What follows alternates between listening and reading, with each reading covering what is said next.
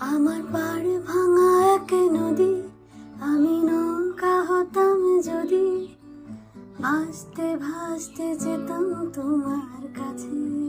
লিখি হাতে তুমি কথার মতো জলের ভেতরে ঝরো, এই প্রথম বোঝার ভুলে সেলাই করছি মাছ তুলে, তুমি শক্ত ভীষণ শক্ত হাতে ধরো। আমার কথা ভাঙার বেলা পথে ঠুনকো অবহেলা, না হয় রইল কিছু সময় অগোছালো।